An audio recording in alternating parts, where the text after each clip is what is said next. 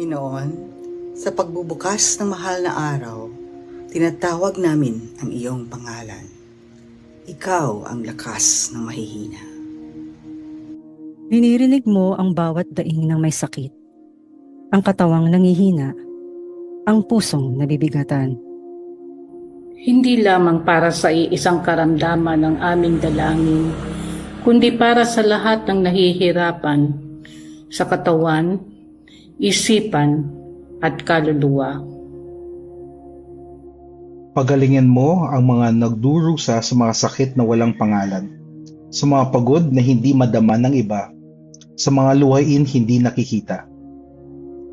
Bigyan mo ng kapahingahan ang mga magulang na puyat sa pag-aalaga at ang mga anak na nag-aalala, ang mga nag-iisang gumagapang sa hirap. Para sa mga taong nawawalan ng pag-asa dahil sa paulit-ulit na pagsubok, ipataba mo sa kanila ang iyong presensyang nagpapatatag. Ngayong ipinako mo ang iyong sarili para sa amin, turuan mo kaming ipako ang aming mga takot sa iyong krus. Ngunit hindi lamang ang aming sarili ang aming dinadala sa iyo. Inaalay namin sa iyo ang mga lupaing pinasikil ng digmaan.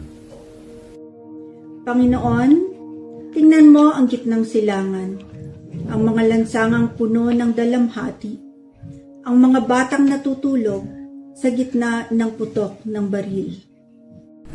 Humiwalay ka, O Diyos, ng kapayapaan sa mga pusong nag-aasik ng puot.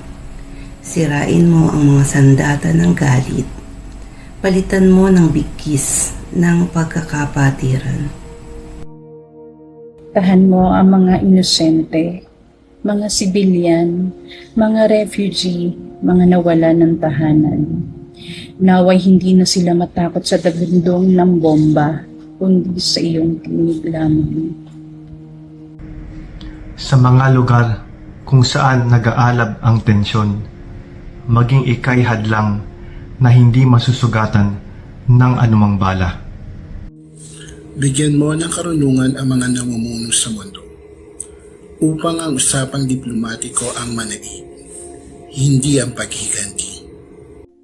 Sapagkat ang inyong anak ay nag-iwan ng pamana, kapayapaang hindi ayon sa mundo. Aming pinanghahawakan ang pamana mong ito sa gitna ng sigalot.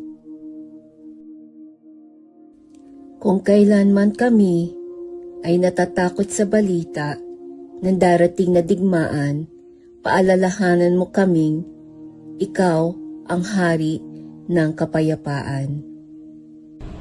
Pagalingin mo ang aming pagod na isipan sa kakaisip ng digmaan. Palitan mo ng pagkilos para sa kabutihan, hindi ng pagkonsumo sa takot. Sa mga frontliners ng kapayapaan, mga humanitarian, mga tagapamagitan, bigyan mo po sila ng lakas na manatiling nagniningas sa gitna ng dilim.